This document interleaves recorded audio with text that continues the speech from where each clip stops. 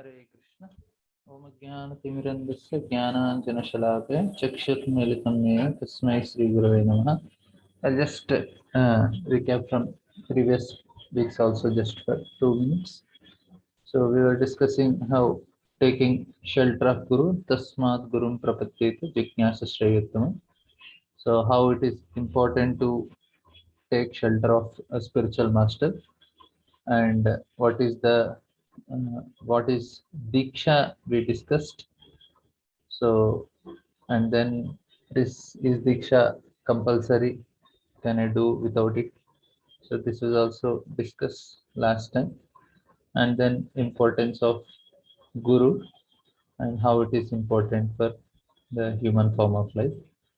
So main considerations of guru, that was the last time.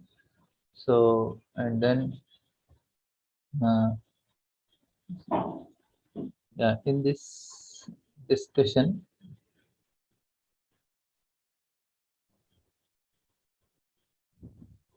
so we have two types of gurus. That was the discussion last time we were having. So Siksha Guru and Diksha Guru. So what is Siksha Guru? One who gives spiritual instructions.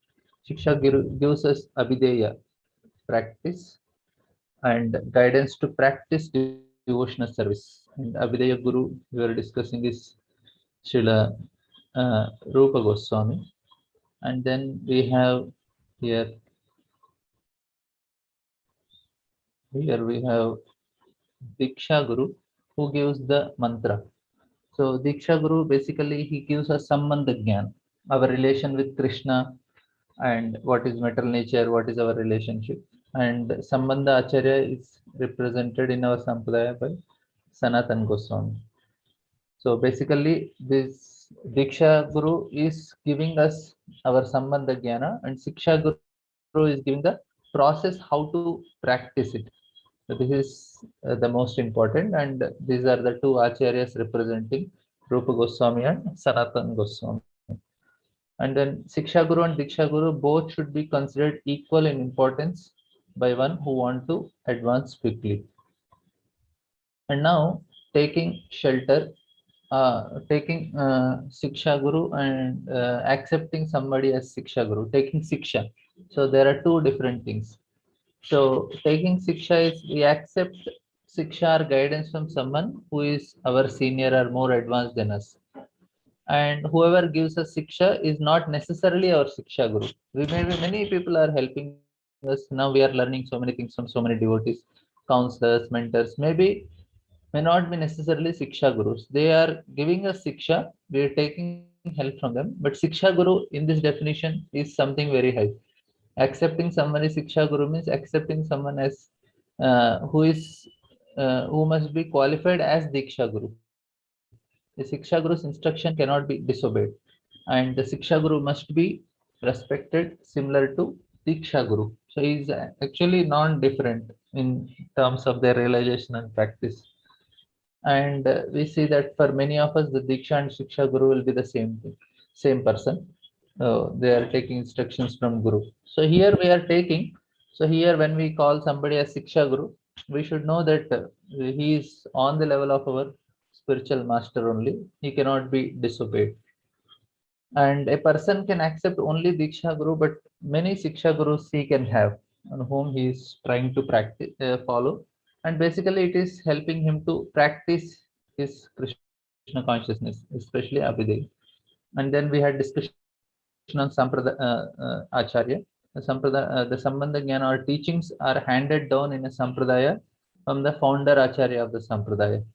These original teachings and the founder Acharya of Sampradaya should be worshipped with all respect. And for ISKCON, it is Srila Prabhupada. And one should take as Siksha Guru only a person who is following faithfully the teachings of founder Acharya. This is very important. And to take initiation or teaching from Mayavadi is useless. So then we have another discussion on qualification of Guru. The qualification of Siksha Guru and Diksha Guru must be same. And what should be? He should actually be both should be, of course, here it got cut. They both should be on the level of prema or bhava, on that level. Of course, that slide is there down. Guru cannot deliver the disciple if he has not achieved the perfection himself. Therefore, the Guru, whether Siksha or Guru, there are three things. He should be servant of Krishna, an associate of Lord eternally in Vrindavan, and is especially empowered by Krishna. So these are the criteria to become a Siksha or a Diksha Guru. The Siksha Diksha Guru must be ideally at the stage of Bhava or Prema. So this is what is the qualification, and then he will be able to deliver us. And how one should serve the Guru with great devotion, knowing him to be dearmost servant of Krishna, one's eternal spiritual guide, and by sincere service to Guru, one can cross over the material ocean. So this attitude should be there. And how that worship happens. So it is not just thinking like that. We should do it also. How we should do? What is the procedure for worshipping Guru? Worshipping the Guru by offering padya, argha, etc., and then taking his permission. Then only we'll be able to worship the Lord. Then one should offer Krishna's prasadam to Guru, the Vaishnavas, the demigods, and forefathers. With the Guru in mind, one should worship Krishna, and with Guru in mind, one should chant Krishna's name. So this much importance, because Guru gives us the mantra, and he also gives the procedure to serve Lord. And how we should respect a Guru. So because this is third offense, if we are not doing any of these things, then we are committing third offense. So one should regard Guru as one's Lord and Master, obey his words and instructions. On seeing him, fall flat on the ground, take his prasadam remnants, not discuss anything that Guru dislikes. The Guru's bed and seat, his shoes, car, water for washing his feet, and his image should be respected. No one else should be worshipped as Guru in Guru's presence. One should loudly glorify the Guru, never disobey his order, and surrendering oneself humbly at the Guru's feet, one should act so that he is pleased. So if we don't do any of these things, we are disrespecting Guru, and it will cause third offense. So if one acts in a way and performs Krishna Nam Sankirtan, one will gain all perfection. Having firm faith in Guru, one can, by the strength of pure name, attain the goal of prema. Consequently, if one disobeys or disrespects the Guru, that is offensive and will block one's progress in bhakti. Now, when a Guru should be, of course, there is one more consideration. In ISKCON, we have little consideration in this aspect. Some of the things, especially respecting Guru in public and all, because it's an institution, we have to be careful in this aspect. And when a Guru should be rejected, so it is not to be, we don't discuss, but this should be known. So that's why this should be discussed also.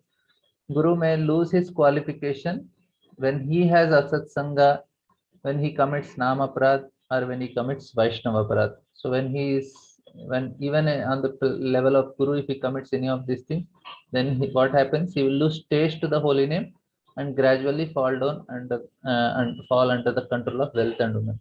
So in that situation, the Guru is rejected. And by the mercy of Krishna, the disciple will obtain a new bona fide Guru and take up pure chanting of the holy name. So if a disciple is sincere, he will be always protected. And if a Guru takes unsuitable people for disciples, he will have to suffer for that. And if a disciple takes an unqualified Guru, he will also suffer accordingly. And in order to prevent the pain of having to reject one's Guru, one should first carefully examine him to see if he is a pure devotee of Krishna. So before taking initiation only, one should be very careful in this aspect. And this the last part is, as long as both Guru and disciple are properly qualified, the relationship will continue. Ideally, this relationship is eternal. But if the disciple become bad, the Guru must reject him, and if the Guru becomes bad, the disciple must reject. Otherwise, both may fall down. Once having accepted a qualified Guru, if one disobeys his instructions, one commits a grave offense. By that, even the demigods can fall down to hell. And how to rectify this offense, third offense, and why we commit? If by bad association or contact with bogus literature one happen to reject or disrespect a bona fide guru, one should immediately give up the bad association and literature and sorrow, approach the feet of one's guru. And the guru is very kind, being merciful, the guru will reinstate him, and by again chanting sincerely, he will attain prema. So this is what is our third offense, which we discussed. Initially, the part is importance of guru and taking initiation, and after that, we discuss this. Now, the fourth offense we started. So this is criticism of scriptures. So for this, we may not criticize Bhakti Shastras, but there is a tendency to criticize non-pure devotional Vedic Shastras, Dharma Shastra, Jnana Shastra, Yoga Shastras. So we may, when we deal with non-pure devotional Vedic literature, so there are two tendencies. One tendency is all Vedic literature are meant for me, and according to different level, different position in my life, I may have to take up to different literatures and apply it. So I may need Mahabharata also, I may need some other books also in different times of my life. So this type of attitude, and another is anything other than pure devotional service is bogus. Manu Samhita is bogus, Dharma Shastra bogus, Yoga Shastra bogus, everything is bogus. So these two are wrong attitude. So how we should think? We should know that all Vedic literature are meant for me for practice of pure devotional bhakti is there. Sorry, not meant for me. Practice of pure devotional service, bhakti shastras are there. But different people have different adhikars, and accordingly different shastras are there. So that should be a right attitude. And then somebody may say that why Krishna created the scriptures, he could have just given Bhagavad Gita and Bhagavatam, it was not enough. So here, Svesve Adhikari Ya Nishta. So according to one's Adhikar, Krishna gives. So we should know that why Krishna has given, he knows how it should be done. If we are not accepting, it is challenging Krishna's intelligence in creating these scriptures and therefore offensive. So we should not think we are more intelligent than Krishna. So Krishna has given means he has some purpose. Now, scriptures means the four Vedas, Upanishads, and Puranas. So, having emanated from the breathing of Krishna, they constitute perfect knowledge and authority. So, they are not, they are apaurusha, they are directly coming from the Lord. But whereas anything which we create, it has some defects because we have four faults in every human being. Vipralipsa, the desire to report something other than what is perceived, and there is pramada, inattention of the senses, and karna patva, limited perceptions, and brahma is illusion. So there are four defects for every human being. That's why whatever we do, there will be mistakes. But when it comes to shastra, there are no mistakes in shastras. So why we blaspheme shastra is because we find fault in shastra is blaspheming shastra. So we should know that there is no fault in shastra. We are directly coming from the Lord. Therefore, the jiva cannot possibly perceive anything beyond material level of unconscious matter. The spiritual realm would be unapproachable without the aid of Krishna. So Krishna is so mercifully helping us to understand something which is beyond matter. Therefore, Krishna has given the four Vedas which are beyond the four faults of the senses, and by these alone can man progress towards spiritual goal. Now, what are the current contents of the scriptures? So this is again Dashamula Siksha Tattva. So the wise man will understand that karma and jnana are secondary and worthless as independent process, and the path of bhakti is the essence of scriptures, and that is nicely described in the Shimalatta. First tattva, the Vedas stand as the authoritative guide and reference, pramana, and they prove 9 different topics which may be classified into Sambandha, Abhideya, and Prayojana. So whole Vedic literature, they have this main, basically 9 topics. First praman is we have to accept the Shastra as the highest authority. And Shastra are explaining 9 different topics, and they are classified into 3 categories: Sambandha, Abhideya, and Prayojana. So the 9 principles may be summarized as follows. The second one, of course, there are 9. So first, if you see Veda as the standard, as the Praman, then the second one like that. There is one Supreme Lord Krishna or Vishnu. The second one is the Lord is possessor of all energies, Sarva Shaktiman. Krishna is the fountainhead of all rasas, Akhila Samritamukti. And the fifth one, the Jivas are particles of the Lord. unlimited in number, infinitesimal in size, but conscious. They are Tatastha Shakti. Some jivas are eternally bound in the material universe, being attracted by illusory pleasure. They are Nityapadas. And some jivas are eternally liberated and engage in worshipping Krishna in the spiritual world. They are Nityasiddhas. And the eighth one is the last one is in Sambandha section. Krishna exists with his energies, the material energy, jiva energy, the spiritual energy, in a state of simultaneous identity and differentiation. So achintya bheda bheda tattva. And the ninth one, this is abhideya, the process specifically mentioned for the jivas in the Vedas in the ninefold process of devotional service, divided into Vaidhi and Raga Bhakti. So this is the ninth one, and the tenth, the smaller section. The final goal or constitutional platform prayojan of the jiva is the activity of pure bhakti. So this is about the fourth offense. Thank you.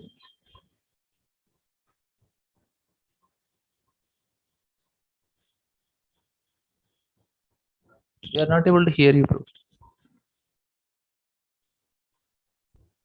Hare Krishna. Sorry, I thought I was unmuted.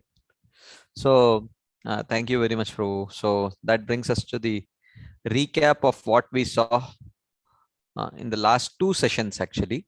So last to last session, we started discussing about the third offense, which is disobeying the orders of the spiritual master. And the fourth offense also we started last time, which was to blaspheme the Vedic literatures or literatures in pursuance of the Vedic wisdom. So very nicely Radha Pramod Prabhu did a recap.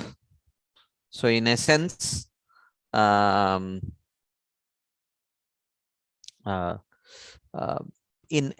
actually, the point is that one should not take extreme stances, right? So this is what we were discussing. One extreme thinking is that all Vedic literatures are meant for me to read and practice. This is one misunderstanding. And another misunderstanding is anything other than pure devotional literature is bogus. Except for Bhagavatam, every other literature is bogus. To think like that. These two are extreme understandings and both are wrong, actually. Right? So the essence, as Radha Pramod Prabhu mentioned, is Sve Sve Adhikare Anishta. Literatures are written according to one's adhikar.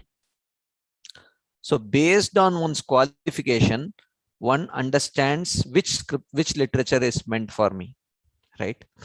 So therefore, just because a Sanskrit verse is there as and an instruction is there in a Sanskrit verse, it does not mean that it is meant for me to follow, right? Like that. So then he discussed very nicely that Shastras are only the proper pramana, because otherwise our Pratyaksha Pramana and Anuman Pramana are useless because of these four defects. But Vedas are beyond the four defects. And when it comes to the conclusion of the Vedas, the ultimate conclusion is bhakti only. Karma and jnana are only secondary, but the essence is bhakti, right? Like that. And then we saw that in essence, the scriptures talk about the Dashamula, Vedic Dashamula Tattva, like that. So this is where we ended our discussion last week. Before we start today's session, if there are any quick comments, discussion points, you can please raise your hands. Then we can have a short discussion before we move ahead. Anything anyone would like to share, ask, discuss? Yes, Prithviraj Prabhu. Hare Krishna Prabhuji, Dandavat Pranam. Dandavat Prabhu. Yeah, Prabhuji, I was absent in last class. I don't know whether this is discussed or not. Prabhuji, just now this question is arising. Let's say why the jivas are called Nitya Baddha. Means we know that someday or later, he will be definitely freed up and go to the Supreme Lord. So, but why the Nitya word is used here? That's the significance. Oh, okay. Why the word Nitya is used? So one of the explanations that is given by Srila Bhaktivinoda Thakur in his book, I think Bhaktiyaloka, he says Nitya means completely. That is one of the understandings. Completely bound and completely liberated. That is another meaning of completely or perfectly. He's perfectly bound and perfectly liberated. That is one explanation of Nitya Siddha and Nitya Baddha. Okay. Okay. Baleshwar Ramana Prabhu, I am unmuting you. Hare Krishna, Prabhu. Pranam. Dandat Prabhu. So, Prabhuji, as we said, all these scriptures are somehow or other at the end they cultivate towards bhakti. Then the question arises like how to convince, maybe might not be the right word, but how to convince the people who do not follow the path of bhakti that ultimately you are going to come to this point only. Well, if that was the case, then the scriptures also from the beginning only would have spoken only about bhakti.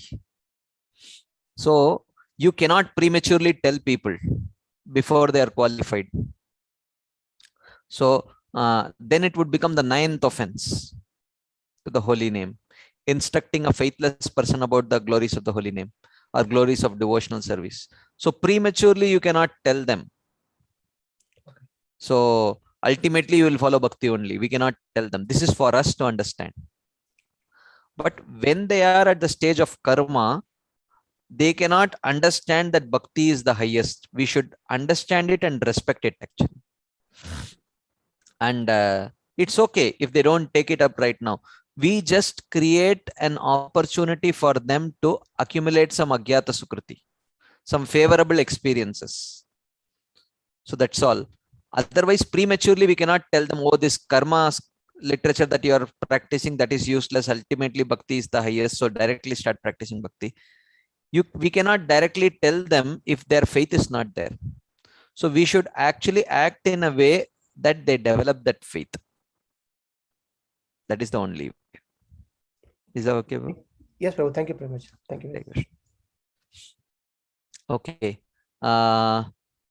Sachipran Prabhu, I am unmuting you. Prabhu, thank you so much, Dandatna. Dandat Prabhu. My submission is, Muji in Chaitanya Charitamrita is mentioned that Vaishnavara Kriya Mudra, means even a very intelligent man cannot understand the activities of a pure Vaishnava.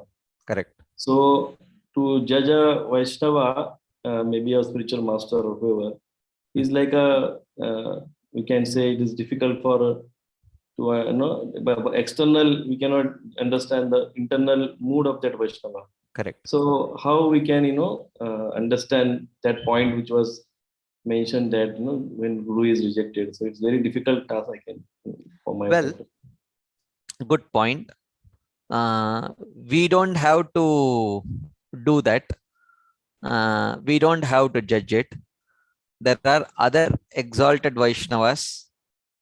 I mean, fortunately for us, we are in a world where there are other exalted Vaishnavas who are also very, very highly qualified. They will do it for us if those Vaishnavas decide and let us know, then we accept it. We don't have to do that necessarily. That way there is that advantage. Okay, Prabhuji. Thank you, Prabhuji. Hare Krishna. Yash Prabhu, I'm unmuting you.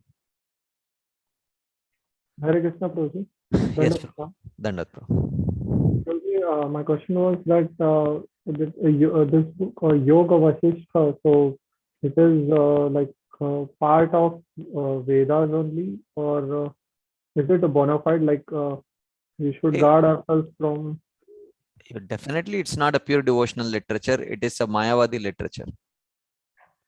Okay. That is why when Advaita Acharya was teaching from Yoga Vasishtha, Chaitanya Mahaprabhu literally went and started beating him because Yeah. he was preaching Mayavad actually.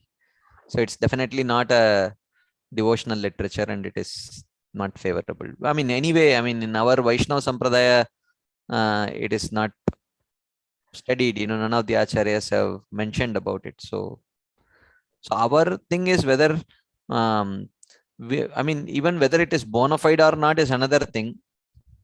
We read only those literatures which our acharyas have recommended and commented upon. So that is what is needed for our progress on the path of devotional service. And other literatures may be bona fide, may not be bona fide. But the thing is, if it was needed for my progress on the path of devotional service, our acharyas would have spoken about it, commented on it. If they have not, then I don't need to read it. Yes, Rohit. So actually, my question was that if like it is a part of like Vedas, and we should not commit like the fourth offense. So, but basically we. I mean, well, we don't have to necessarily know about every literature which falls within the Vedic gamut. Right. Because it is not that to blaspheme the Vedic literatures and literatures in pursuance of Vedic version also.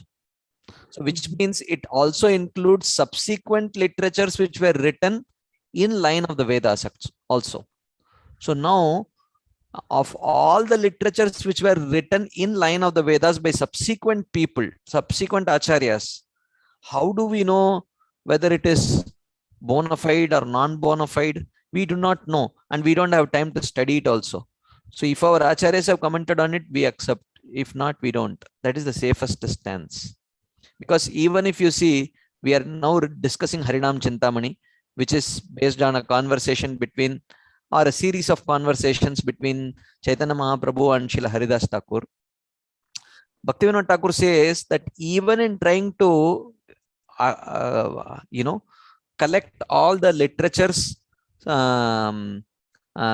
on the teachings of Srila Haridas Thakur, he found many literatures which were written by many people in the Vaishnava Sampradaya also. I mean, those were supposedly in Vaishnava Sampradaya, but which was filled with lot of Apasampradaya understanding. So now who is going to read all those literatures, and who is going to conclude this is not Sampradaya understanding, this is Sampradaya understanding, like that? That is the role of an Acharya. So whatever literatures they have spoken about, they have spoken from, they have commented upon, we read that. Rest of the things, neither do we have that kind of time, nor do we have that kind of qualification to read and understand whether it is proper Sampradaya understanding or not. So better, we don't necessarily have to comment on it. We can just say, I don't know, I'm not sure. But one thing we know is our acharyas have not spoken about it. That much we can tell. We don't have to take a stance. So probably if someone comes like asking, and if we tell them that like not to read Yoga Vasishtha and go through Prabhupada books, so it won't be a fourth offense, right? Like well, I mean, it depends on if what that person's faith is. If the person has faith in Prabhupada books, he understands that these books are the most essential books for my progress on the path of devotional service, then you can tell them, look, none of our acharyas have commented on this book. We don't know what this book is. And even if that book is bona fide, someone would have translated it. Someone would have commented upon it. We do not know what is the standing of that person who has commented upon it or who has translated it. So whether it may be bona fide or not bona fide, the book itself, but the person who has translated and commented upon it, we do not know what his spiritual stand is. So it is, we do not know. So we cannot, better we say that it's, it's not safe. We do not know. Okay, Prabhuji. So if you feel like little bit of internally as a believing God as a person, so if you feel some kind of repulsion or some so that is not considered as a criticism or anything, right? No, you can say that, look, I don't know what it is, right? So you may have, you may be traveling in a flight, right? And or train, and in the seat next to you, someone has left a glass of juice. You don't know who left it. It looks like juice. Will you drink it? No, not. Yeah, you won't drink it, right? Because you don't know who left it. You don't even know whether he has already sipped it or not. You don't know if for how long that juice has been lying there. You don't even know if it is juice or something else. Or you don't know, maybe someone just left some poison or something in that. Nothing, you do not know. So so why do we have to comment it? You cannot say for sure that it is poison. You cannot say for sure that it is not poison. You cannot say for sure that it is safe to drink. You cannot say for sure that it is not safe to drink. One thing that you can definitely say is, I don't know, but I won't take a chance. That is good enough. This is Prabhupada has not commented on it. Past acharyas have not commented. Whoever has commented, I don't know him. So better I will not. I will not take that risk. And I don't have that kind of time. I don't have sufficient time to study what Prabhupada has left only. Why should I go searching here and there? So, Prabhuji, one more question. If the people generally say that different Puranas speak of different gods as the great, so that's the supreme most. Yeah. So they say that so the scriptures are confusing. One says one thing, and other says another thing. So how to Well, there are very few people whom you would say that that will get confused like that. Now let me ask you a question. Do you know that actually there are other Puranas in which the other demigods are glorified? Yes, one like Shiv Puran is there. Yeah. Are you confused? No, because why? Because I, like you mentioned about the juice, so similar way only I go by the books as per our sampradaya. Yeah, but why you got attracted to this sampradaya only? Why not the demigod worshipping sampradaya?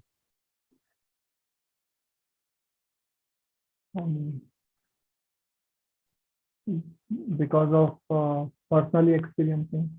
Yeah. So similarly, others also, according to their own personal experience, they will get attracted to particular sampradayas and particular books only. So even though I am sure you must not have studied Yoga Vasishtha, right? No. Yeah. So I mean, why? It's available in the market, it's available on the internet, but still we don't get attracted because our attraction to particular literatures is also based on our particular faith only, our particular adhikar. So people with particular adhikar will get attracted to particular books. So Vaishnavas will, those who have had Agyata Sukriti and have become Vaishnavas, they'll get attracted to Vaishnava literatures only. They will not get unnecessarily confused. Arey, but this Purana glorifies this. So maybe sometimes I have to worship Lord Shiva also. Like that, they will not feel. So similarly, other people will get particular, based on their particular faith that they have developed and particular adhikar, they will also get attracted to particular literatures. So in one sense, this is not a very serious issue. You know, these peripheral scriptures glorifying the demigods have existed since time immemorial, and Krishna only created them also. Because and Krishna knew that there will be particular people who will be attracted to these demigods only. So just so that their faith is maintained, there are these books which glorify those particular demigods. So Krishna, to maintain his faith, maintain their faith in the demigod, has created these literatures. So he knows that others who are not attracted to those demigods will not go and read those scriptures. So this has these are not like newer creations. These demigod literatures are also have been existing since time immemorial, and it has never been such a serious issue actually. No, people have become so confused that they gave up Vaishnavism and became atheistic or started worshipping someone else. It all depends on their adhikar. According to their adhikar, they will get attracted to particular demigods and particular literatures like that. Okay, Prabhu. Thank you. Hare Krishna. Ganesh Prabhu, I'm unmuting.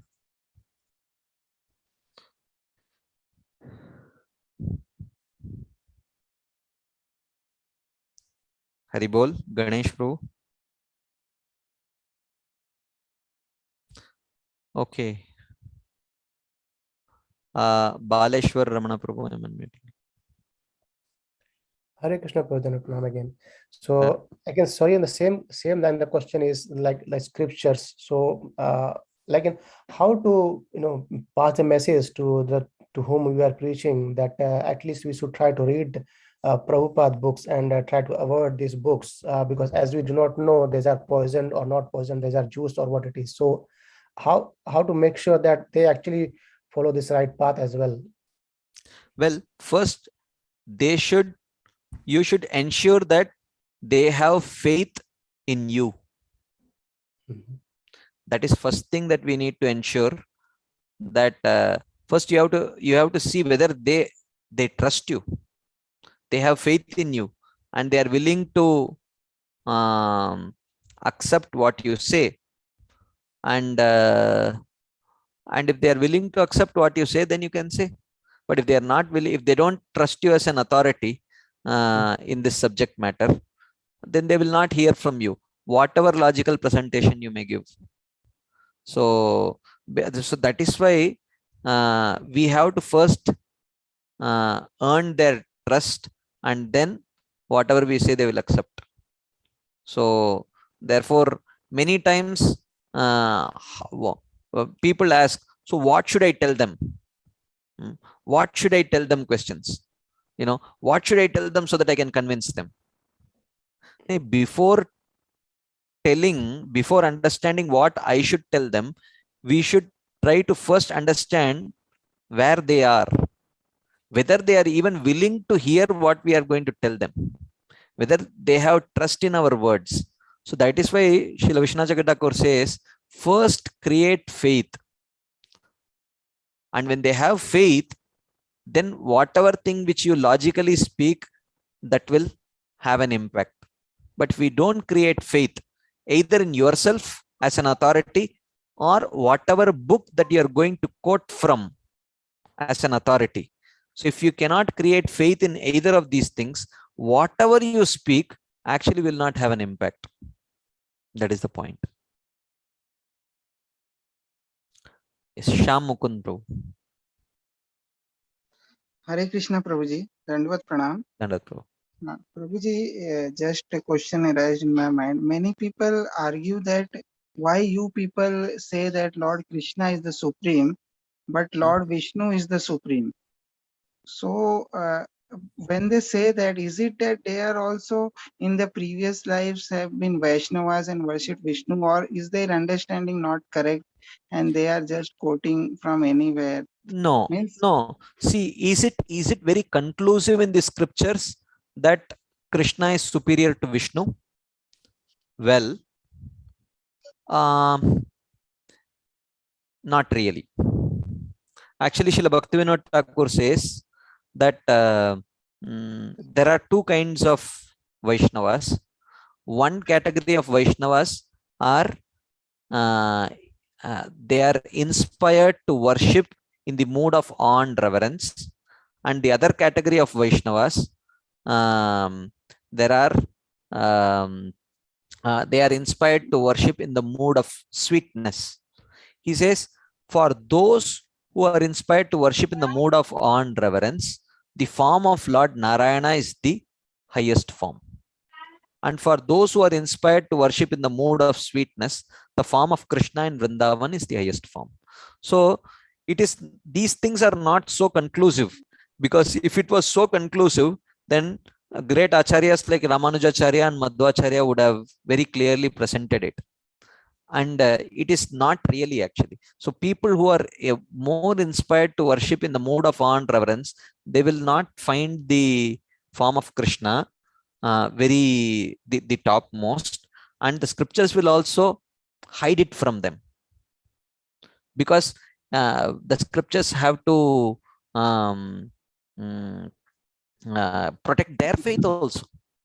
So therefore there is no point arguing with them. So if they say no, Vishnu is the topmost, he is Sarva Karana Karanam, he says, yeah, fine, no problem, you worship Vishnu.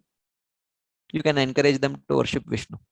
So we don't have to prove to them that Krishna is the topmost. So you will quote from Gopal Tapani Upanishad. So they can quote from other Upanishads like Mahanarayana Upanishad and other such Upanishad, from which they can seemingly present how Lord Narayana is the topmost. So there are literatures which establish that in a very categorical way, in order to protect the faith of those who are inspired to worship in the mood of awe and reverence. So we don't have to take this point and try to convince everyone. It is not needed. Yes, Prabhu, same I did, because there was one doctor who was telling that Lord Vishnu means Lord Vishnu took the avatar of Krishna. So I tell that, okay, you people worship Vishnu, then you worship them, no problem. So and thank you for such a nice explanation, Prabhu. Thank you. Hare Krishna. Okay, there are some questions in the chat box. I will take those questions quickly and then we will move ahead. So one question is, I heard this from someone, but I'm not sure. Is it true that in two circumstances, one does not necessarily need to follow Guru's advice, which is whom to marry and if one should reside in a holy place? Well, I am not very sure. I have not heard this. So I cannot comment on this. Yeah, I cannot comment on this. I'm not sure. I have not heard this. Okay, another question. How does the disciple-guru relationship continue in the spiritual world eternally? Is it that the disciple serves under a spiritual master in the spiritual world? Yeah, it is possible. It's not impossible. But how exactly it happens? Well, I don't know that.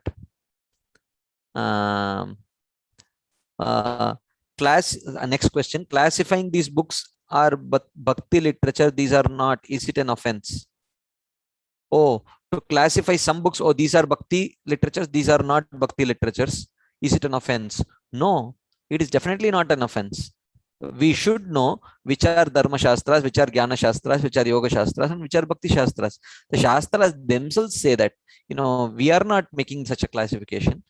Based on their teachings, we can clearly understand which category the shastra belongs to. So that is not an offense. We should know that actually. So, okay, Chaitanya Mahaprabhu is trying to convert Venkata Bhatt. How to understand this? Okay. Well, Chaitanya Mahaprabhu was not trying to convert Venkata Bhatt. He was just trying to joke with him. And he did not convert actually. Venkata Bhatt remained a Sri Vaishnava only, worshipping Lord Narayana only. So it was only Gopala Bhatta Goswami who changed, but Venkata Bhatt did not change. And Chaitanya Mahaprabhu was just joking with him. He was not just trying to convert everyone into worshipper of Krishna. But of course, Krishna is so attractive. If you present in truth the superiority of Krishna and the sweetness of Krishna's name and instigate them to chant Krishna's name and allow them to experience the bliss of Krishna's holy name, and let them decide for themselves whether it is attractive or not. Like that. That's what he was trying to do. He was not just trying to change anyone. And if someone has not yet reached the stage of bhava or prema, anyway, they are open for receiving particular impressions. It is not finalized yet. So if they have not reached the stage of bhava or prema, then depending on what association they get, they will get attracted to that particular teachings and that particular form of worship. So that is perfectly fine. So if Chaitanya Mahaprabhu is trying to convert everyone, that is perfectly fine. But there were people who were very firmly fixed in their object of worship. They did not change. Venkat Bhatt did not change. Murari Gupta did not change, even though he was such a close associate of Chaitanya Mahaprabhu. And some of the major sources of Chaitanya Mahaprabhu's biographies has been Murari Gupta's diaries. So he very extensively wrote about Chaitanya Mahaprabhu's early pastimes, but nevertheless, he was a worshipper of Lord Ram. He did not change. Chaitanya Mahaprabhu did not try to change him. Anupam, the younger brother of Rupa and Sanatan Goswami, he was a worshipper of Lord Ram. He did not change. So therefore, it's not necessary. But those who have not yet reached the stage of bhava and prema, yeah, they can change. Anyway, they have not committed themselves to that initial attraction is not a very firm attraction, actually. So like that. Even I grew up in a Sri Vaishnava family worshipping the Lord Narayana's form, Lord Rama's form. Not so much. We definitely understood Krishna to be the Supreme Lord, but in our home, mostly we were worshipping the forms of Lord Narayana, Lord Balaji, and all the Vishnu forms only. But but when you came to the Krishna consciousness movement, that change happened because it was not so deep rooted. It was very, very shallow, like that.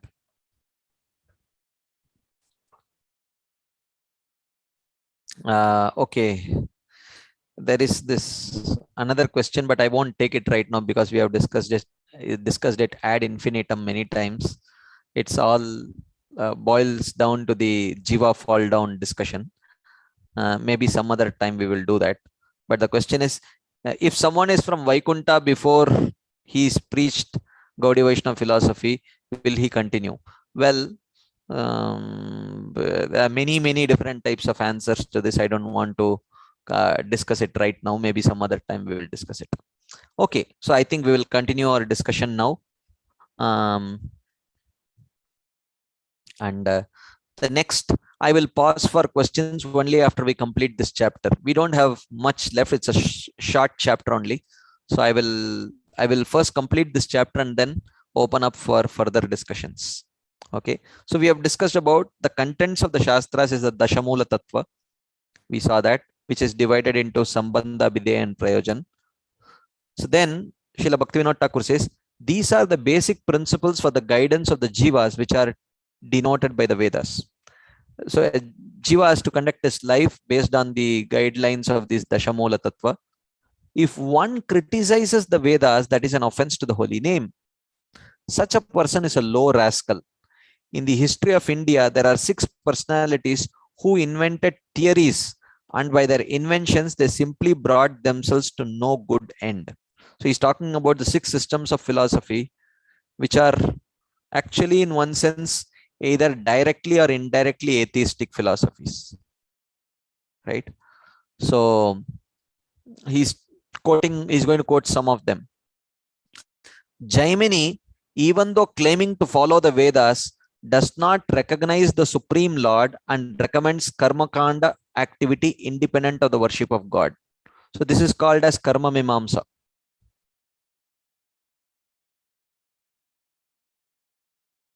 So Karma Mimamsa means if you do karma, then you will get result.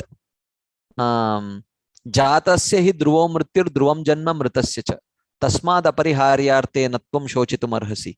So Krishna mentions this Karma Mimamsa philosophy in Bhagavad Gita also as one of the bogus philosophies. He says whoever takes birth has to die, whoever dies has to take birth, and they will take appropriate birth according to the karma. So therefore the goal of life is to, as much as possible, perform lot of pious activities so that you have a good birth which you can enjoy. And then in that good birth also, as much as possible, try to live a life of piety so that you can again get a good birth and you can enjoy. And the problem with this is, yes, it is true that whoever takes birth will die and whoever dies will take birth again. But what about liberation then? Those people who by practice of bhakti become qualified to go back home, back to Godhead, will they also have to take birth? So this is the problem with this Karma Mimamsa philosophy. Actually, if you see, Jaimini Rishi, he is not actually a Karma Mimamsaka. He is actually a pure devotee. This is mentioned in Brihad Bhagavatamrita. Actually, Brihad Bhagavatamrita, which is not only a pure devotional literature, but it is actually a literature which is actually very much based on which we can establish the Gaudiya Vaishnava conclusions actually. So it is, you can say in that sense, it is all, even though not written by a Gaudiya Vaishnava Acharya, even though it is attributed to Sanatan Goswami, but Sanatan Goswami did not write Brihad Bhagavatamrita. Brihad Bhagavatamrita is was spoken by Jaimini Rishi to Janamejaya. So Jaimini Rishi spoke Brihad Bhagavatamrita to Janamejaya, and he spoke about this conversation between Parikshit Maharaj and Uttara, which actually happened. So many times people, so this Jaimini actually is a pure devotee of the Lord. Just like Lord Shiva is the greatest of all pure devotees, Vaishnavanam Yata Shambhu. But one of these 6 systems of philosophy is Mayavad. So one of the bogus philosophies, just like Jaimini's Karma Mimamsa, is Mayavad. But it was for a particular purpose, to confuse Buddhists and inspire them to take up to the study of the Vedas. So for that purpose, even though the Lord Shiva is the greatest of Vaishnavas, he comes in the form of Shankaracharya to bewilder by speaking this bogus philosophy. Similarly, Jaimini was also a pure devotee. So he has spoken this pure devotional literature, which is Brihad Bhagavatamrita, and also he has also spoken a version of Mahabharat, which is said to be pure devotional actually. So there are many versions of Mahabharat. The one that is most popular and available to us now is the Vaishampayana Mahabharat. Mahabharat spoken by sage Vaishampayana to Janamejaya, King Janamejaya. And that Mahabharat is actually predominantly a Dharma Shastra. It is meant for people who have qualification for karma. Whereas Jaimini's Mahabharat is a pure devotional rendition of the same events that happened. The same events of Mahabharat, when seen through the eyes of a pure devotee, when Pandavas are not just seen as dharmic kings, when Pandavas are seen as pure devotees, when Bhishma Dev is not just seen as a powerful warrior, siding with adharma. But when Bhishma Dev is seen as a pure devotee of Krishna, so seeing their heart, not just their external actions. So that way Jaimini's Mahabharata is presented. So that's a Jaimini's Mahabharata is a pure devotional literature. So after hearing, so for both Vaishampayana's Mahabharata and Jaimini's Mahabharata, the recipient, the hearer was the same, Janamejaya, the son of Parikshit Maharaj. So Janamejaya says, after hearing Jaimini's Mahabharata, he says, "Oh, I heard Mahabharata from Vaishampayana, but it didn't inspire me so much. But when I heard your Mahabharata, it is filled with so much rasa.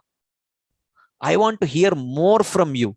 Can you please speak if there is any additional thing that you want to speak about, which enhance my devotion towards Krishna? Can you please speak?" And then he speaks Brihad Bhagavatamrita. So this Jaimini is actually a pure devotee. But just for particular purposes, he comes and speaks this Karma Mimamsa. He himself does not believe in this. For that matter, even Krishna speaks Karma Mimamsa, if you know, during the Govardhan Leela, right? Then the atheist Charvak had no respect for the Vedic knowledge. So Charvak is an out and out atheist. Just that he spoke atheism in pure unalloyed Sanskrit language. That's why, it might sound very attractive and very logical, but it was atheism nevertheless. Similarly, the Buddhist Gautama does not worship the Lord, but instead thinks in terms of human beings. All these philosophies are against the Vedas, sometimes directly and sometimes in a hidden way. Out and out he rejects the Vedas, the Buddha, the Buddhists, right? Therefore, the wise man, knowing that belief in these philosophies makes one offender, completely avoids them, right? So now there are bona fide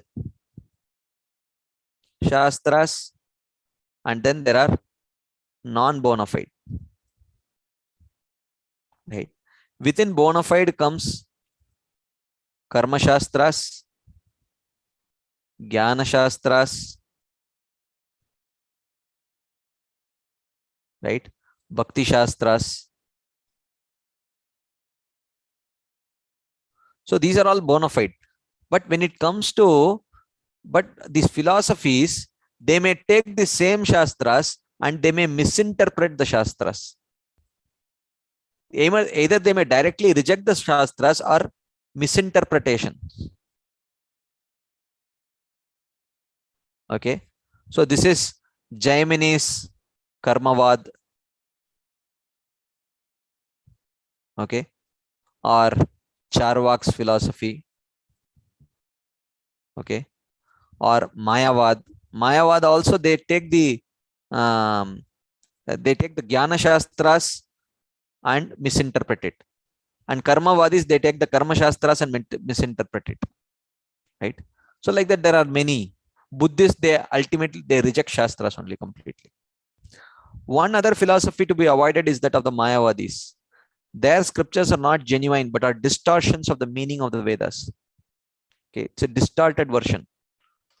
So if they are outright rejecting the Vedas, it is easy to understand. You can understand and reject it. But if they are actually quoting Vedas and misinterpreting those Vedas, then it's very dangerous actually. Actually, they are covered Buddhism. Mayavadam, Asat Shastram, Prachannam Bauddha Muchyate.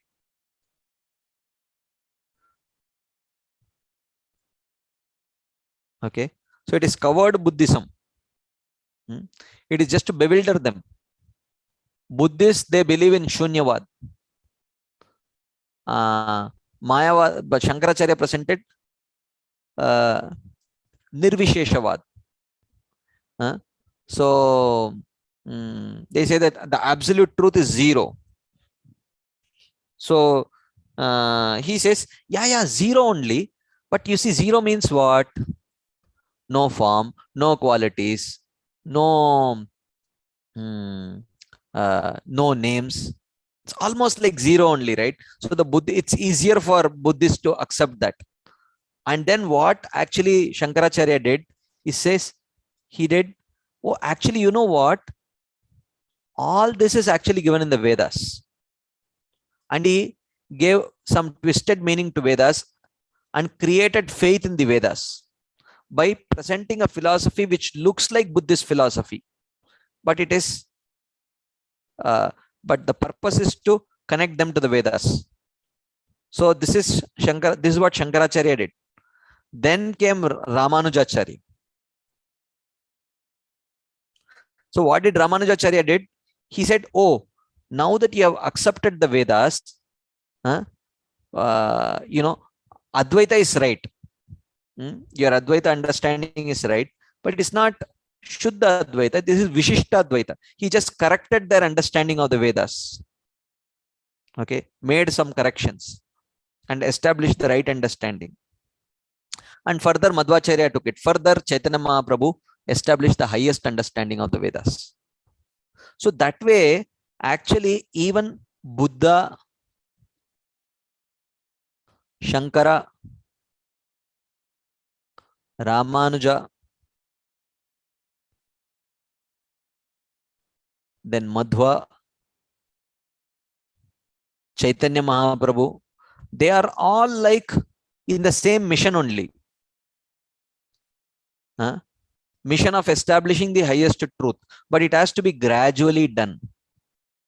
So Buddha played the first part, Shankaracharya did the second part, Ramanuja the third part, Madhvacharya the fourth part, Chaitanya Mahaprabhu completed it. So it is like running a 4 into 100 meters relay race, right? So the first person runs the first leg, second person runs the second leg, third person the third leg, and the fourth person finishes the race.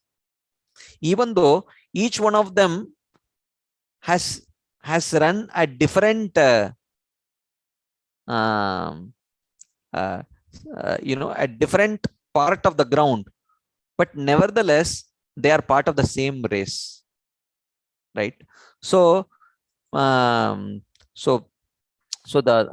the problem is when you don't understand this and take this improper explanation of Shankaracharya, improper explanation of the Vedas by Shankaracharya as the ultimate perfect understanding, that's where the problem comes, right? If someone has just run the second leg of the race and says that, you know, I should get the medal. No, the race has to be completed, right? So like that.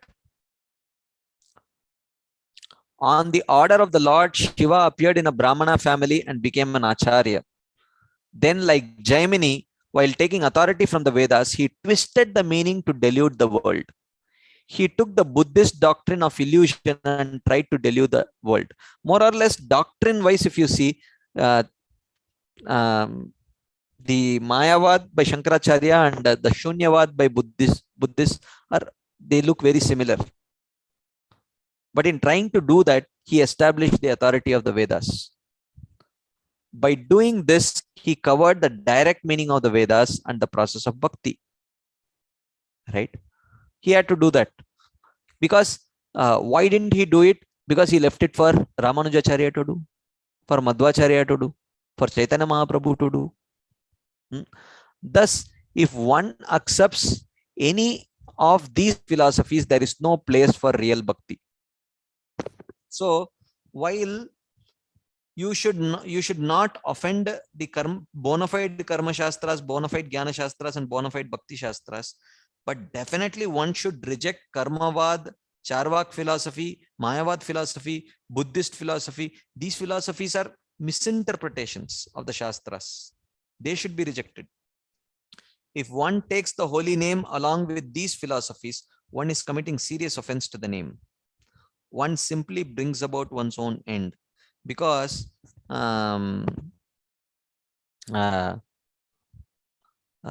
know, the proper sambandha gyan is absolutely essential while chanting the holy name in order to get the proper meaning of the holy name. So if we don't have proper sambandha gyan, without proper Sambandha Gyan, if we actually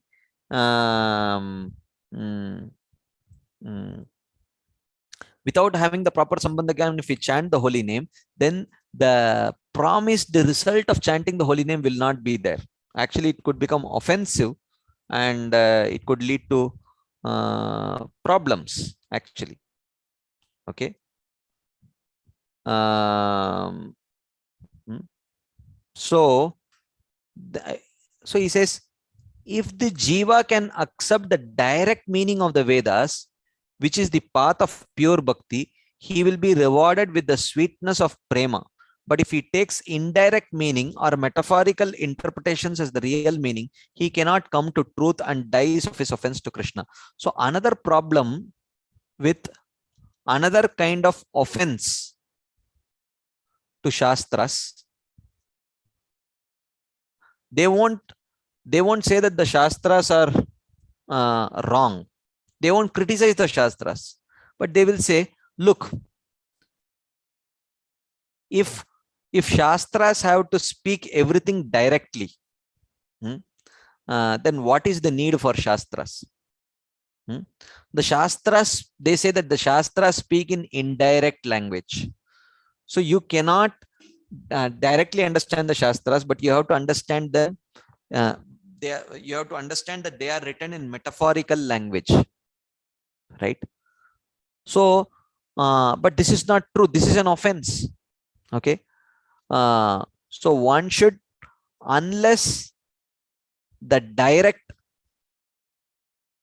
meaning makes no sense at all, the secondary meaning should never be considered.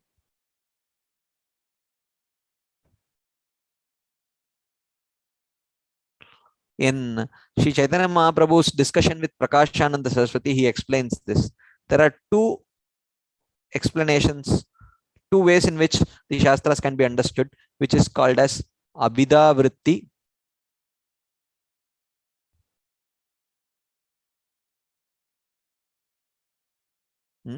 or Mukhya Vritti. And then there is Gauna Vritti or Lakshana Vritti.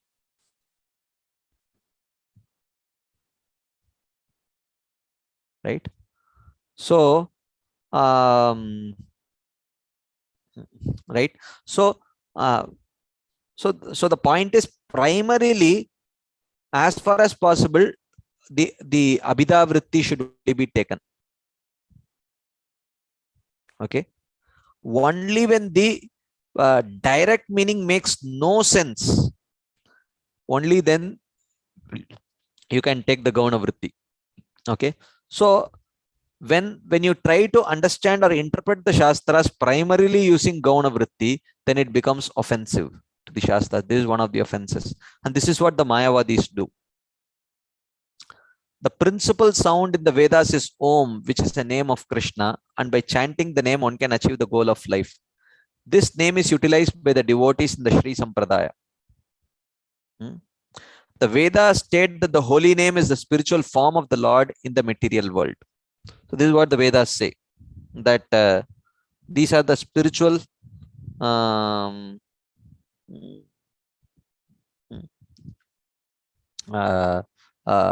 of the Lord. Abhinnatvad namanamino. It is so powerful that even the faint influence of the name can bring about perfection. So this is direct statement. There is no need to interpret the statement. The name is glorious means the name is glorious. But the Mayavadis will give a twisted meaning to it. So the purport is this. Since the Vedas are teaching chanting of the pure name as the principal process, to criticize the Vedas is to criticize the name. That is offensive. The devotees, however, take shelter of the Vedas, and by chanting the holy name, they attain the nectar of the name. So, in essence, the Vedas glorify the holy name.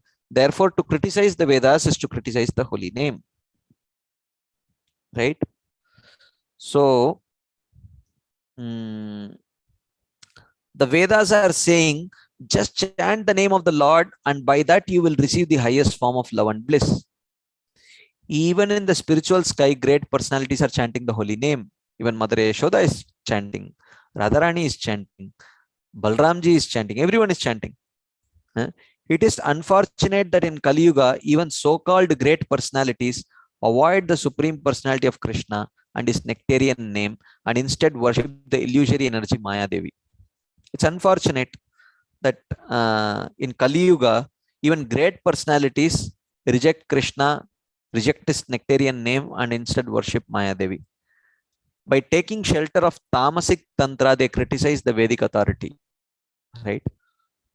And such people are lustful for meat and intoxication, leading a corrupt life against dharma. These people kill themselves.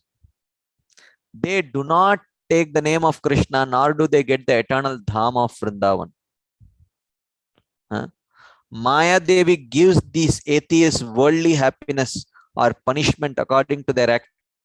So that's what. If you criticize the Shastras, and by that if you are criticizing the holy name, then Maya Devi punishes you and sends you to hell. But if you worship the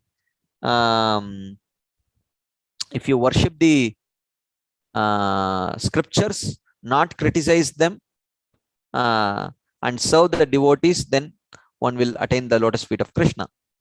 Being Krishna's servant, she punishes the erring jivas and gives only illusory happiness to those who worship her. Those who worship Maya Devi, she will give only illusory happiness. But if one worships Krishna and his name, she helps him overcome the material ocean. So therefore, one should worship the name, one should worship the scriptures, or at least not, one should worship the bhakti scriptures, but not criticize the other scriptures. But one should reject the deviant philosophies. Deviant ideologies should be rejected. But bona fide non-devotional scriptures, non-pure devotional scriptures should not be criticized. That is the point. The Karma Shastras, Jnana Shastras, Yoga Shastras should not be criticized. Whereas the Karma Kanda philosophy, Mayavad philosophy, Buddhist philosophy, Charvak philosophy, these philosophies can be rejected. Now, what is the how to rectify the offense? Rectification of this offense. How do we rectify this offense? If by misfortune or accident it happens that one commits Shruti Nindana, one should be repentant and offer his respects to the scriptures. One should be very repentant and offer respect to the scriptures. With attention, one for flowers and tulsi leaves to Srimad Bhagavatam and the Vedas. Right? So, if by mistake we have committed such an offense, offer tulsi leaves and flowers to Bhagavatam and the Vedas. Being the essence of the Vedas and an incarnation of Krishna, Srimad Bhagavatam will give unlimited mercy. Haridas said, day and night I am immersed in this ocean of nectar of the holy name, having given up the offense of criticizing the scriptures, he says. Whoever aspires for the dust of the feet of Haridas is qualified to wear on his neck the touchstone of the holy name.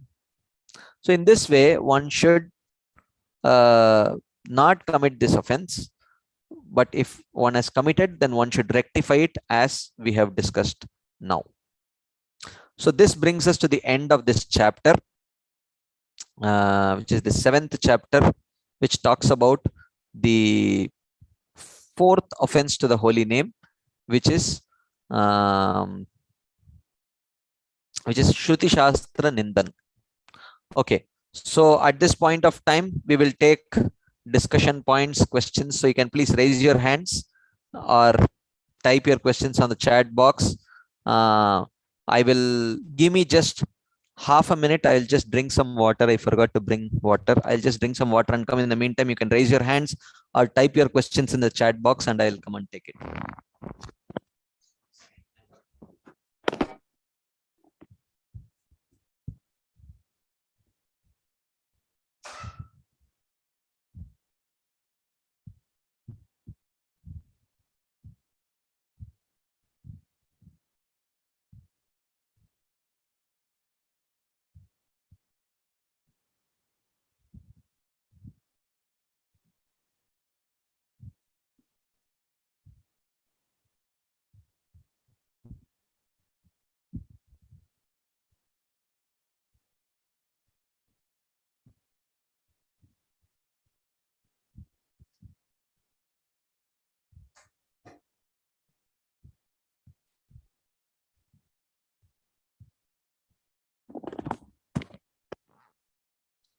Hare Krishna.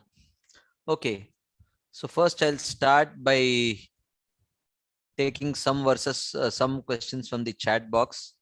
Sometimes for some verse, our acharyas give direct and indirect purports, how to understand.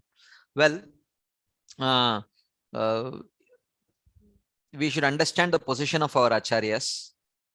So they generally give direct meanings only, but sometimes they give some insights which are actually personal revelations. So they are not indirect meanings actually. Another question. On one side, you are mentioning even deviant philosophies are written by great souls, and it is part of the staircase for all people.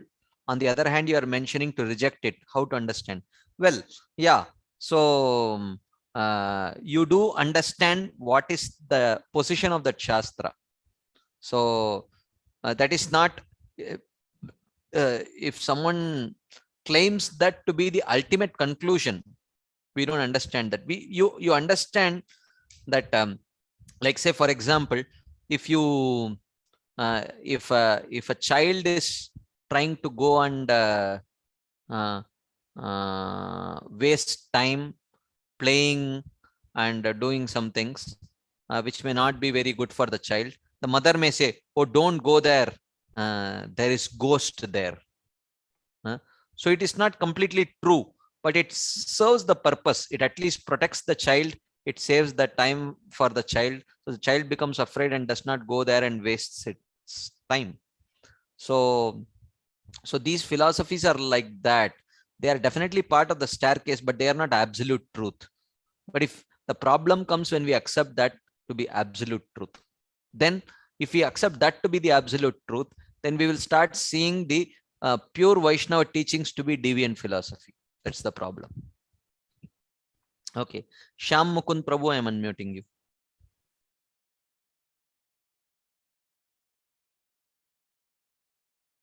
Hari Bol, Shyam Mukund Prabhu. Hare Krishna, Prabhuji. Yes, Prabhu. Thank you for such a nice class, Prabhu. Prabhuji, a question came that when you said that Parikshit Maharaj, when the mother Uttara approached Parikshit Maharaj and asked him, so he explained, Parikshit Maharaj explained Brihad Bhagavatamrita. Correct. So, but that on those days, that was not heard by Parikshit Maharaj as per Bhagavatam. So, from where did Parikshit Maharaj told about all that things?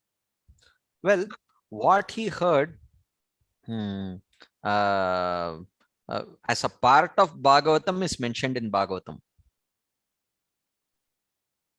You understand? Okay. What he had heard as a part of Bhagavatam is mentioned in Srimad Bhagavatam. But additionally, what all he had heard. For example, if you see what is mentioned in Bhagavatam as the conversation between Suta Goswami and Shaunakadi Rishis is only there in Bhagavatam. But there are other conversations between same Suta Goswami and Shaunakadi Rishis which are mentioned in other Puranas also. But is there a mention about it in Srimad Bhagavatam? No. So it may be there. Sometimes in other Puranas, such conversations are mentioned also. But sometimes it's not mentioned. So whatever is there, which was spoken as a part of Srimad Bhagavatam, is there in Bhagavatam. But that does not mean that no additional conversations happened only. Okay. Okay, thank you. Very well. Ganesh Prabhu, I am unmuting.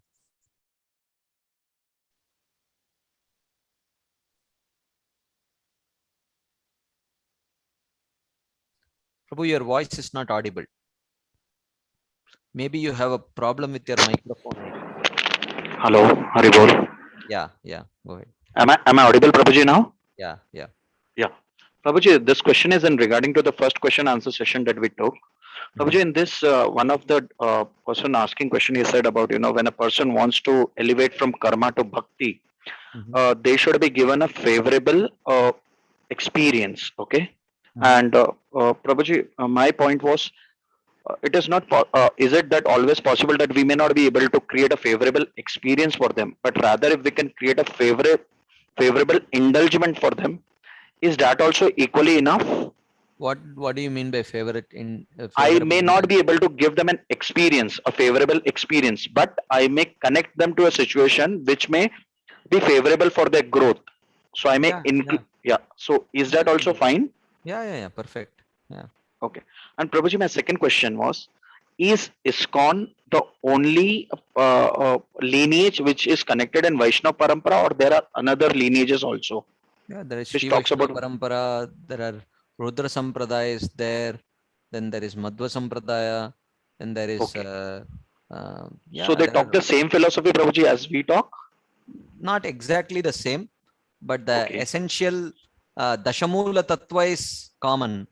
But additionally, what distinguishes our Sampradaya from the other bona fide Vaishnava Sampradayas is Aradhyo Bhagavan Vrajeshatanayas Tadhama Vrindavanam Ramya Kachidupasana Vrajavadu Vargenaya Kalpita Srimad Bhagavatam Pramanamamalam Prema Pumarto Mahan. These 6 conclusions, these 5 additional conclusions are conclusions only of our Sampradaya. Aradhyo Bhagavan Vrajeshatane. You know, the worshipable personality is not Narayan. The most worshipable personality is not Narayan, not even Krishna in Dwaraka, but Krishna in Vrindavan. And his Dham is Vrindavan. And the best worshippers of that Krishna are the gopis. The pramana is Bhagavatam.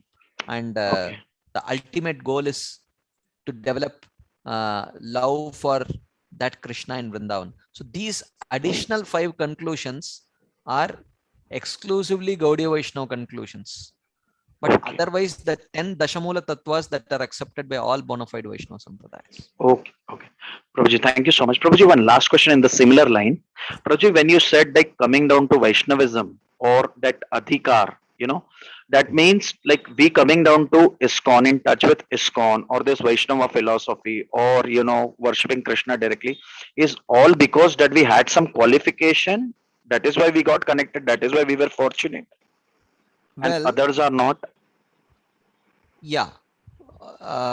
In one sense, yes. But that qualification is not we ourselves created that qualification, but other Vaishnavas, by coming in touch in our lives, by giving us little by little some favorable experience in Krishna consciousness, in bhakti, or connected to bhakti, slowly those experiences piled up and eventually at some point reached the threshold where it helped us develop faith in Vaishnavism. So it might have happened over many lifetimes. Okay. So Prabhuji, coming down to ISKCON was not just like, you know, or it was just an incident or a matter of choice. It was all collection of those, you know, as you said, Sukruti, or, you know, pious things or association that led us to this fortune. Correct. Okay. Thank you, Prabhuji. Thank you so much. Haribol. Ruchi Mataji, I'm unmuting you.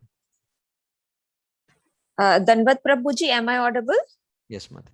Okay, Prabhuji, my question is that what is the difference between Karam Shastra and Karam Vad? I mean, can you explicitly explain it? Karma Shastras means those Shastras which describe Karma Yoga, which includes performing the one's Vedic Varnashrama duties, but at the same time also offering the fruits to Krishna, which is very much an integral part of proper Karma Yoga. Okay. But the Karma Vad says all it matters is you have to do your duty, and the duty will take care. There is no question of offering it to Krishna or anything like that.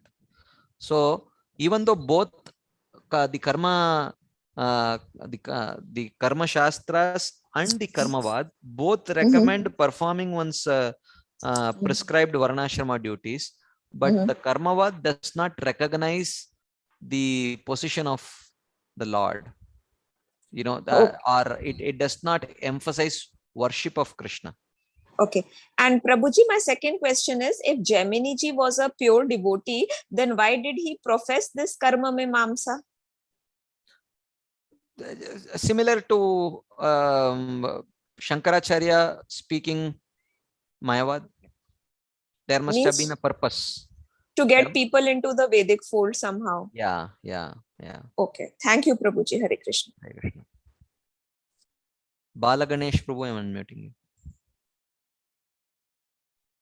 Hare Krishna Prabhu, Dandavatana Prabhu. Prabhu. Prabhu, this question is related to the previous class. Whatever we discussed, is it applicable for the first initiated devotees also, or is it for both? What is the difference, Prabhu? Can we go back to Godhead only with first initiation, or whatever we discussed that applies to both the initiations? Both the initiations. In ISKCON context, it applies to both initiation. Okay, so if a devotee has only performed the first initiation, means he is half initiated, Prabhu, or those the potency means he is not connected and not taken shelter of how to consider that, Prabhu? What do you think Prabhupada has spoken about this? I think that Prabhupada in one conversation told if Harinaam initiation is there, he will go back to Godhead. That's all. Then that's what it means. Okay. But there is also like real initiation is only Brahmana and Gayatri initiation. Also the statement told by the Prabhupada only. So I was a bit confused. So can you clarify this, Prabhupada? See, initiation in one sense is a matter of heart. When the disciple desires or has decided to surrender his life to the Guru and serve him and discipline himself according to the guidelines of the Guru, from that moment, in essence, actually the link to the parampara has been created. And if he is already hearing from the Guru and following it, then the initiation becomes a particular but important ritual. It is not a meaningless ritual. It is definitely a very meaningful ritual, but it is a ritual which in one sense like solidifies that connection which has already been created. So someone may accept initiation but not surrender, not hear, not try to follow. Someone may not yet have accepted initiation, but they are following. So that is very important. In fact, that is what in Chaitanya Charitamrita also this verse is quoted. Without Diksha, without Purascharya Vidhi, the holy name acts. So even whether you take Diksha to mean first initiation or second initiation, whatever it may be. But the point is, if you are convinced that yes, I need to surrender to a Guru and whatever it takes, I will try to do. And due to circumstances, if one does not get initiated, then the holy name will not wait for that circumstance to act on that person. The holy name will definitely act. Perfect, Prabhu. Yeah. And one more question, Prabhu, if you get sense. Yeah. So, Prabhu, there were some sampradayas like Varkari Sampradaya and Sikh Guru Gobind Singh Sikh Sampradaya, wherein they won't consider a physical Guru as such, either a scripture or the foot padukas of Guru. They will consider his teachings as eternal.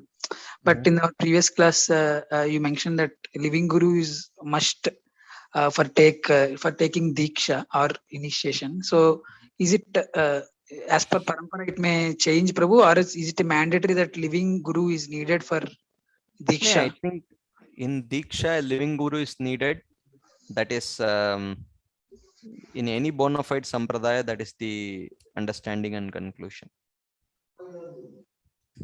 Okay. If not, again, it would be an offense or something like that, because there is a sect or in ISKCON offshoot also where some of the Prabhupada disciples also tell, okay, there is a system of Ritvik system wherein Prabhupada will remain as Diksha Guru and others will be Siksha Gurus. Yeah, that they can say, but it is not according to our sampradaya. Okay. That Prabhupada also not authorized, Prabhu. What do you think?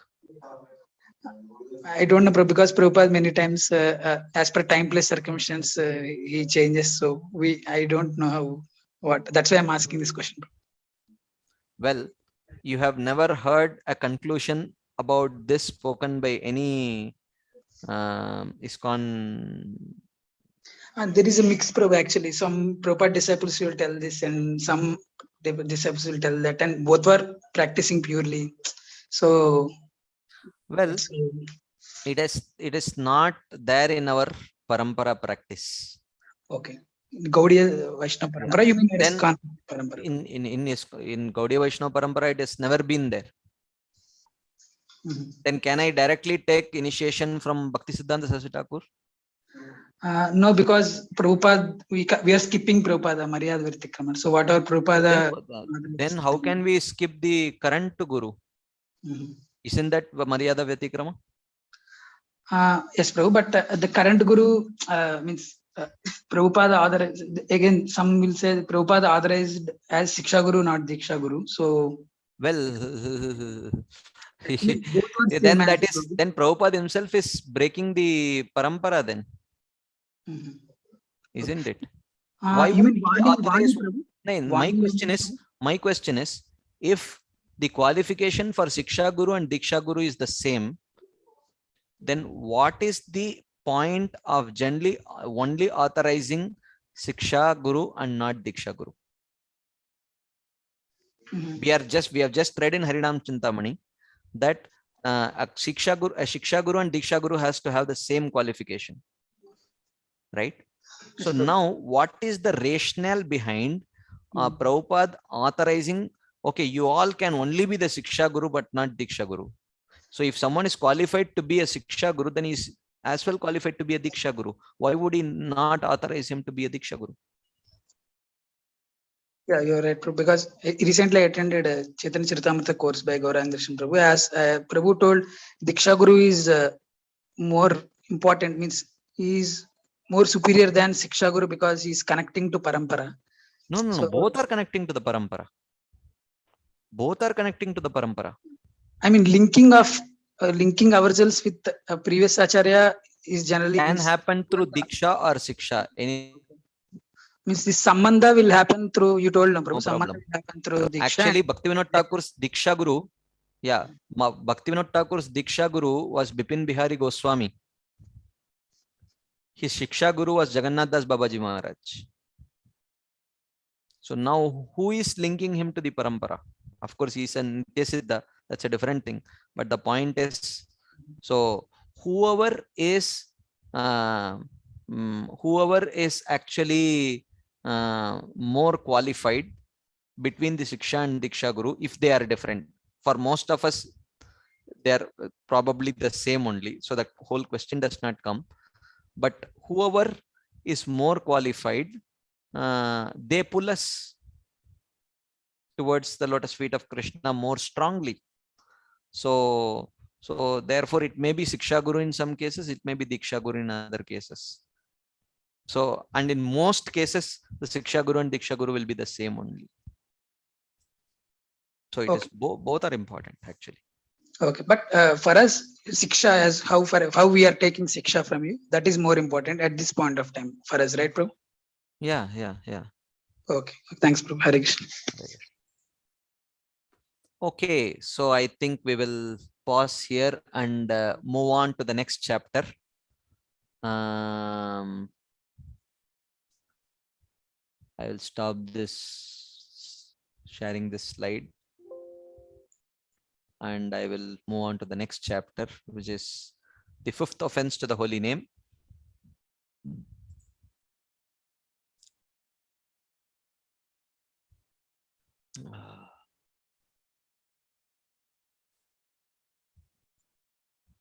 So the fifth offense to the holy name is to interpret the holy name. So two offenses are clubbed in this one offense, in this one chapter, which is to give some interpretations of the holy name and to consider the chanting of holy name to be an imagination, or the glories of chanting the holy names to be an imagination. Both are clubbed in this one chapter, right? So as usual, the chapter starts with a Mangalacharan verse. Jaya Gaura Gadadhara Shri Radha Madhav Jaya Gaura Leela Stali Jhanavi Vaishnav. Okay. So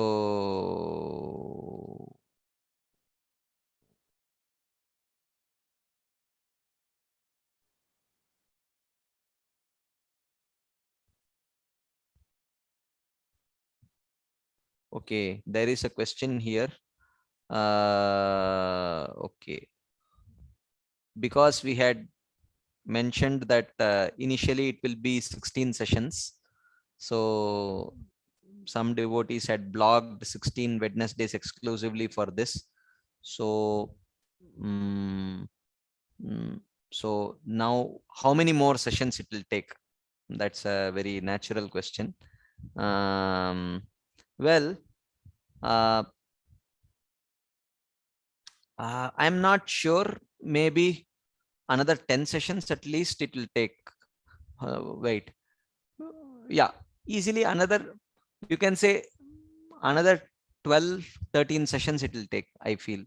Because when we envisioned the course, I was not sure how much, questions will come and all that. But now with having to handle so many questions and discussions, it is becoming slow. I am guessing that we may take another, and I was not also sure about how many will actually attend and what would be the level of people. So at what level I need to speak, I was not very sure. So my guess is, because we now have a steady attendance of about 60 to 70 devotees. So I think maybe another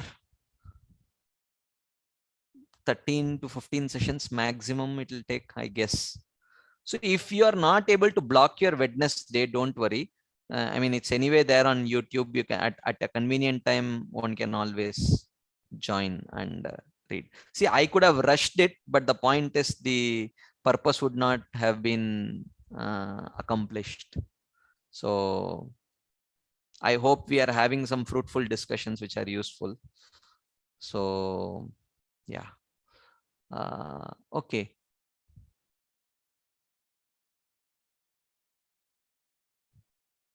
Okay. So someone asked, what would be the destination of Ritvik followers?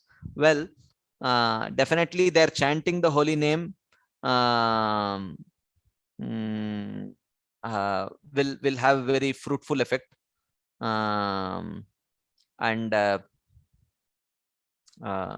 that's but if they continue, if they keep offending exalted Vaishnavas by trying to find fault with them, then very soon they will lose their faith in chanting the holy name and worshipping Krishna also. So if they don't accept a living guru, that is still okay. If they have ultimate faith in Prabhupada, that is very good, no problem. If they chant the holy name, still better. If they worship the deities, very, very good. But if they start offending the Vaishnavas, criticizing them, blaspheming them, then very quickly they will lose their faith in worshipping Krishna also. Okay. So, yeah, many people are talking about increased frequency in a week. Actually, most of my evenings are already blocked. So I don't have any scope for increasing. I have DT worship on some days, and on the other days I have class. And one day I have kept free for preparing for my classes. So most of the evenings, almost all the evenings are taken. So I don't have scope for increasing one more evening. But most likely, even after completing Harinaam Chintamani, I'll be taking some other book on the Wednesday slot. So most likely for the next maybe at least a year or so, or maybe more, I'll be taking some Gaudiya Vaishnava books on Wednesday evenings. That anyway, we will see when we come closer to completion. Okay. Now, let's start this chapter and complete some portions before we wind up for the day. So no more questions. So today I won't take any further questions. We have about 12 minutes left. Oh no, we have about 16 minutes left. Okay, maybe let's see. I'll try to cover some portions, and if possible, maybe 1 or 2 questions I may take. So Haridas spoke, "O son of Shachi, the fifth offense is giving interpretations to the name and its glories. The Smritis or Puranas glorify the holy name of Krishna, stating that if one should chant the name either in negligence or in faith, Krishna will show that person great mercy. But of course, not the same mercy, right? In negligence or in faith, one will not get the same mercy, but one will get mercy, right? There is no knowledge as pure as the name. There is no vow as powerful as the name. There is no meditation more effective than the name, nor is there any fruit greater than that is attained by the name." Now, basically, why is Haridas Thakur speaking all these things? He's just checking, how do you feel? How do you feel?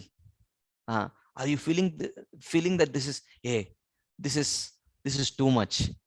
There are so many other things. Name, everything, nothing greater than the name. This seems like little bit of an exaggeration. Do you feel like that? So he's telling, he's first speaking, very exalted glories. In this world, there is no greater pious activity than taking the name, nor is there any quicker progress than in the name. The name is the highest liberation, the highest freedom, the highest destination, the highest peace, the point of no more searching.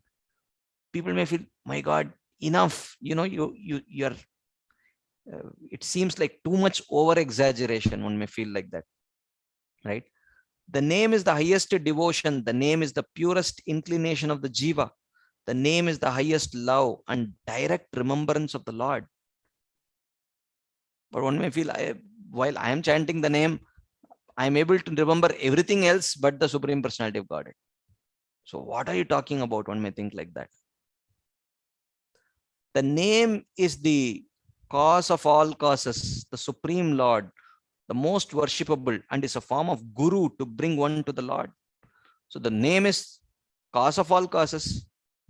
It's a Supreme Lord, and it is a form of guru also, right? Now one may think this is too much, right? It is stated that 1000 names of Vishnu are equivalent to one name of Ram, and 3 names of Ram are equivalent to one name of Krishna. So the Vedas say that the holy name is purely spiritual, and thus they constantly glorify the name.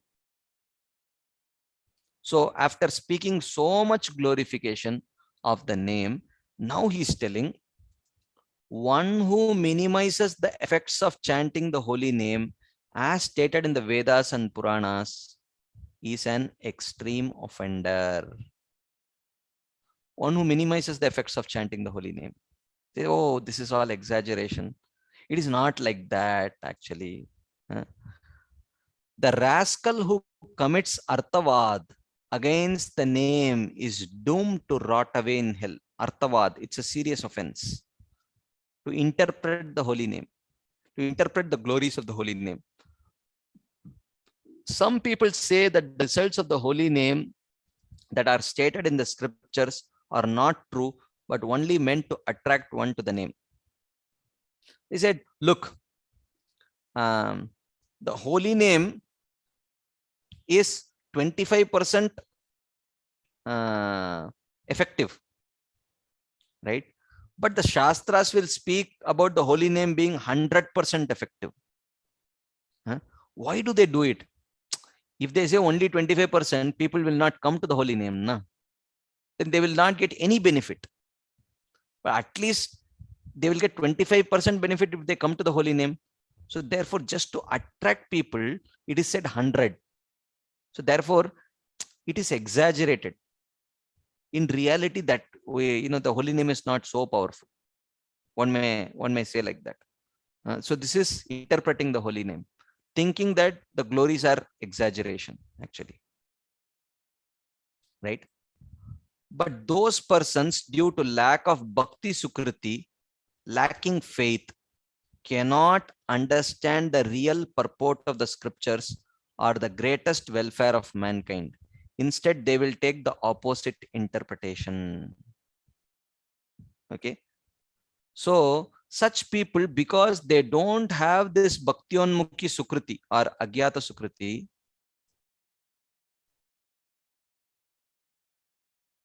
they lack faith. Therefore, they cannot understand the real purport of the scriptures or the greatest welfare of mankind. So therefore, they will interpret the holy name. Right. That is why it is said, Mahaprasade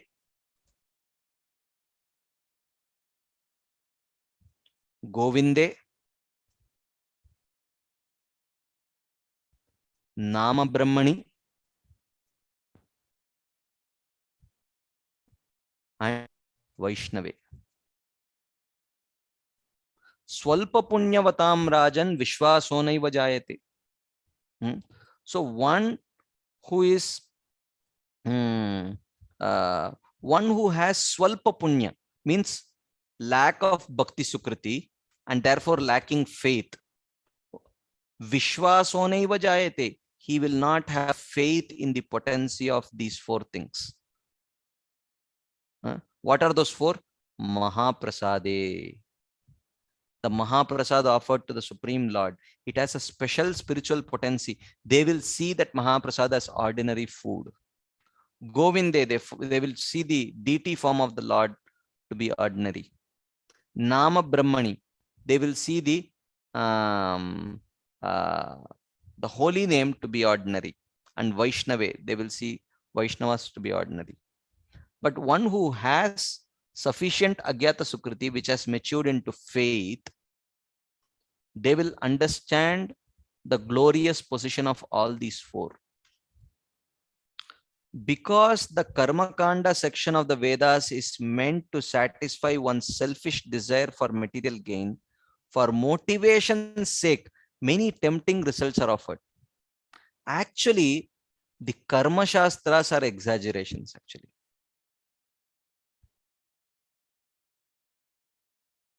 They are exaggerations.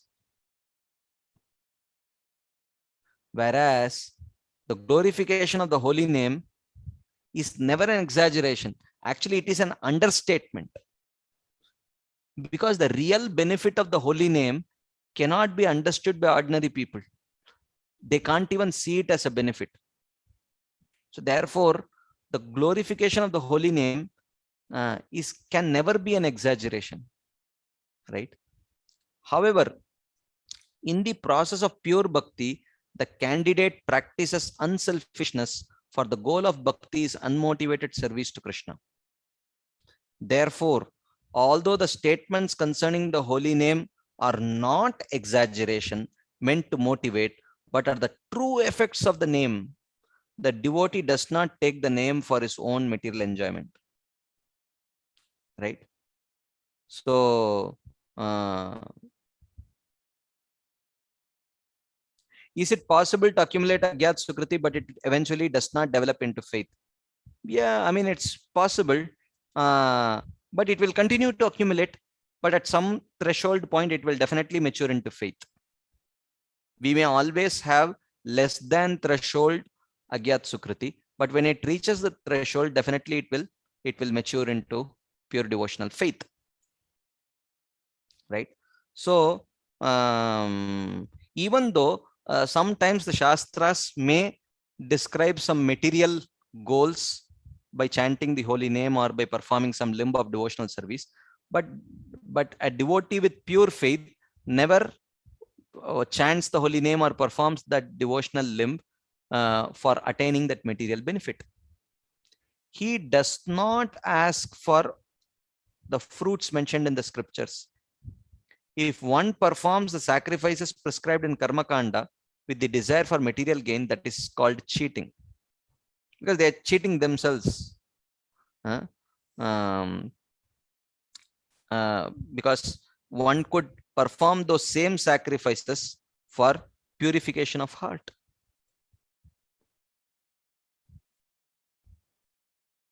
Right? But they are painstakingly performing the same sacrifice to get some material benefit.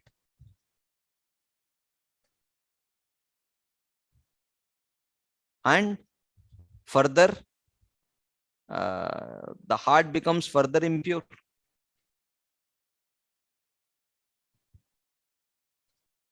Right? So therefore, they are cheating themselves actually. If one has desire and faith in the happiness of material objects, one will ask for material results from a sacrifice. But if one can execute one's activities without interest in these material results, one's heart will become purified. That is the actual purpose of karma kanda. But people may not realize it. This is why Narada Muni chastised Vyasadeva.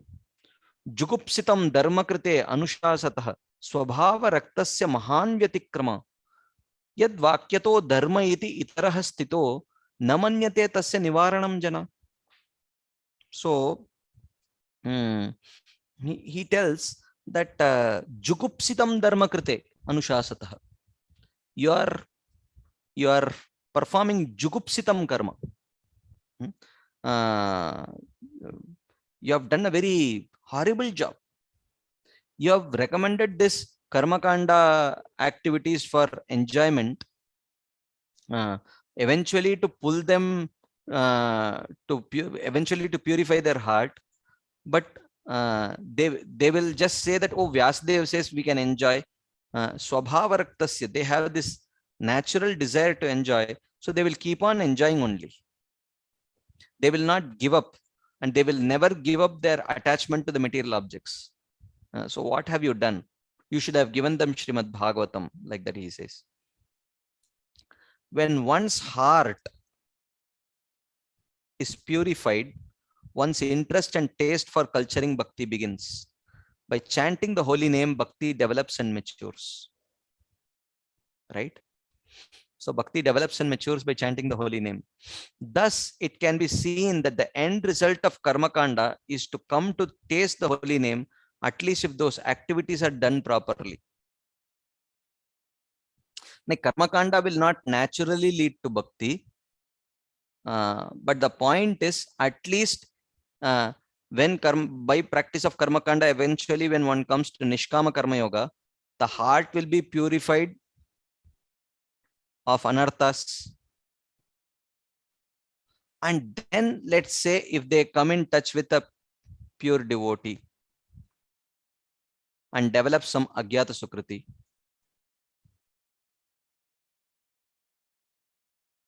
and if that agyata sukriti matures into shraddha, and they start bhajana kriya, which means devotional activities, and then when the time comes for anartha nivritti, there are very little anarthas left, because the nishkama karma yoga has already purified his heart sufficiently. So his progress becomes very fast in that sense. Otherwise, just by practicing karma without the intervention of a devotee, it is not possible that automatically they will become devotees. It's not possible. The results one can obtain from chanting the name are far beyond anything one can obtain by wandering in any of the 14 planetary systems. Nama vina kichu nahiko ara chauda bovana maje. It is mentioned. There is nothing as worthy as the holy name in the 14 planetary systems. Indeed, the results from the holy name are incomparable. But how can a karmi or jnani obtain these results with their offensive attitude? So they cannot attain it by their offensive attitude. Just by namabhas, one can get all the results obtained by the process of karma and jnana. So whatever one can attain by karma or jnana, just by namabhas, what to speak of shuddhanam, and above that bhavanam, above that premanam, That is different. Even by nama bhas, one can attain everything. One can attain by karma and jnana can be attained. Yat karma bir, yat tapasa, jnana vairagyatas yogena dana dharmena, shreyobir itarairapi, sarvam madbhakti yogena madbhakta labate anjasa, swarga apavarga madhama katanchid yadivanchati. Krishna tells Uddhava in the 11th canto. Whatever can be achieved by karma, jnana, yoga, etc., everything can be attained by bhakti, everything can be attained by chanting the holy name. If such results can be obtained by nama bhas, is there need to doubt the great benefit one will get by chanting the pure name? Why should we doubt? There is no need to doubt. All the glories of the name that are recited in the scriptures are accepted as fact by the sincere bhakta. We don't doubt, we accept it as fact. Okay, so we will end our discussion here. It's 9 o'clock now. So we'll pause here and continue. If you have any questions, please write it down. We will take it in next week's discussion. So thank you very much. Srila Prabhupada ki jai. Srila Bhaktivinoda Thakur ki jai. Srila Haridas Thakur ki jai. Shri Chaitanya Mahaprabhu ki jai. Shri Harinaam Chintamani ki jai. Hare Krishna.